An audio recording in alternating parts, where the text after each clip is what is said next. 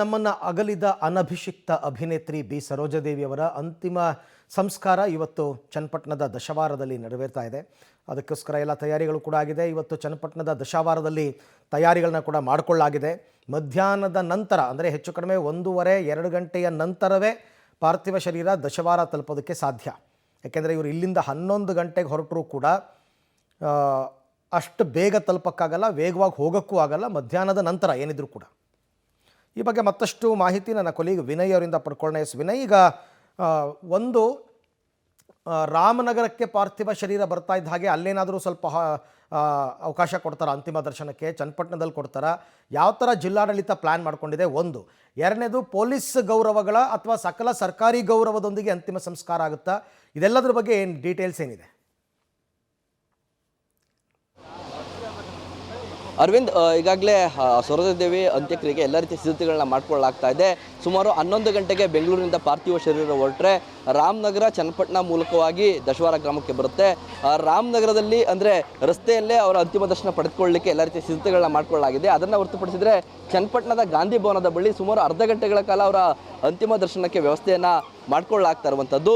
ಜೊತೆಗೆ ಚನ್ನಪಟ್ಟಣದಲ್ಲಿ ಅರ್ಧ ಗಂಟೆ ಆದ ಬಳಿಕ ಅವರ ಒಂದು ಪಾರ್ಥಿವ ಶರೀರವನ್ನು ದಶವಾರ ಗ್ರಾಮಕ್ಕೆ ತರಲಾಗುತ್ತೆ. ಇಲ್ಲೂ ಕೂಡ ಮನೆ ಬಳಿ ಪೂಜೆಯನ್ನು ಸಲ್ಲಿಕೆ ಮಾಡಲಾಗುತ್ತೆ. ಮನೆ ಬಳಿ ಪೂಜೆಯನ್ನು ಸಲ್ಲಿಸಿ ಅಲ್ಲೂ ಕೂಡ ಅರ್ಧ ಗಂಟೆ ದರ್ಶನಕ್ಕೆ ಅವಕಾಶವನ್ನು ಕಲ್ಪಿಸಲಾಗಿದೆ. ಅದಾದ ಬಳಿಕ ಚನ್ನಪಟ್ಟಣ ಮುಖ್ಯ ರಸ್ತೆಯಲ್ಲಿರುವಂಥ ಅವರ ತೋಟ ಏನಿದೆ, ಅವರ ತೋಟದಲ್ಲಿ ಅವರ ಅಂತ್ಯಕ್ರಿಯೆಗೆ ಎಲ್ಲ ರೀತಿಯ ಸಿದ್ಧತೆಗಳನ್ನ ಮಾಡ್ಕೊಳ್ಳಲಾಗ್ತಾ ಇದೆ. ದೃಶ್ಯಗಳು ನೋಡ್ತಾ ಇರ್ಬೋದು. ಈಗಾಗಲೇ ಅವರ ತಾಯಿಯ ಸಮಾಧಿ ಪಕ್ಕದಲ್ಲೇ ಗುಂಡಿ ತೋಡುವ ಕಾರ್ಯ ಕೂಡ ನಡೀತಾ ಇದೆ. JCB ಯಂತ್ರದ ಮೂಲಕ ಗುಂಡಿಯನ್ನು ತೋಡಲಾಗ್ತಾ ಇದೆ. ಅವರ ತಾಯಿ ಸಮಾಧಿ ಪಕ್ಕದಲ್ಲೇ ಇರುವಂಥದ್ದು ರುದ್ರಮ್ಮ ಅಂತ ಅವರ ತಾಯಿ ಸಮಾಧಿ ಪಕ್ಕದಲ್ಲೇ ನನ್ನನ್ನು ಮಣ್ಣು ಮಾಡಬೇಕು ಅಂತ ಅವರ ಆಪ್ತರ ಜೊತೆ ಸರೋಜಾದೇವಿಯವರು ಹೇಳ್ಕೊಂಡಿದ್ರು. ಆ ನಿಟ್ಟಿನಲ್ಲಿ ಅದಕ್ಕೆ ಬೇಕಾದಂಥ ಎಲ್ಲ ರೀತಿಯ ತಯಾರಿಯನ್ನು ಮಾಡಿಕೊಳ್ಳಲಾಗ್ತಾ ಇದೆ. ಗ್ರಾಮಸ್ಥರು ಹಾಗೂ ಸ್ಥಳೀಯ ಆಡಳಿತ ಇಬ್ಬರು ಕೂಡ ಜೊತೆಯಾಗಿ ಎಲ್ಲ ರೀತಿಯ ಸಿದ್ಧತೆಗಳನ್ನ ಮಾಡ್ಕೊಳ್ತಾ ಇದ್ದಾರೆ. ಇಲ್ಲಿ ಅವರ ಗುಂಡಿಯನ್ನು ತೋಡಲಾಗ್ತಾ ಇದೆ. ಗುಂಡಿಯನ್ನು ತೋಡಿ ಬಳಿಕ ಅದಕ್ಕೆ ಅಂತಿಮ ವಿಧಿವಿಧಾನಗಳನ್ನು ನೆರವೇರಿಸಲಾಗುತ್ತೆ. ದೃಶ್ಯಗಳಲ್ಲಿ ನೋಡ್ತಾ ಇರ್ಬೋದು. JCB ಯಂತ್ರದ ಮೂಲಕ ಈಗಾಗಲೇ ಮಾಡಲಾಗುತ್ತೆ. ಜೊತೆಗೆ ಬಹಳ ಪ್ರಮುಖವಾಗಿ ಸಾಕಷ್ಟು VVIPsಗಳ ಜೊತೆಗೆ ರಾಜಕೀಯ ಮುಖಂಡರು, ಸಾರ್ವಜನಿಕರು ಬರುವಂಥ ನಿಟ್ಟಿನಲ್ಲಿ ಎಲ್ಲ ರೀತಿಯ ವ್ಯವಸ್ಥೆಗಳನ್ನು ಮಾಡಿಕೊಳ್ಳಲಾಗಿದೆ. ಈಗಾಗಲೇ ಬ್ಯಾರಿಕೇಡ್ಗಳನ್ನು ಅಳವಡಿಸಲಾಗಿದೆ. VIP ಎಂಟ್ರಿಗೂ ಕೂಡ ಪ್ರತ್ಯೇಕ ವ್ಯವಸ್ಥೆಯನ್ನು ಕಲ್ಪಿಸಲಾಗಿದೆ. DCM DK ಶಿವಕುಮಾರ್ ಸೇರಿದಂತೆ ಸಾಕಷ್ಟು ರಾಜಕೀಯ ನಾಯಕರು ಹಾಗೂ ಸಿನಿಮಾ ಕಲಾವಿದರು ಕೂಡ ಬರುವಂಥ ಸಾಧ್ಯತೆ ಇದೆ.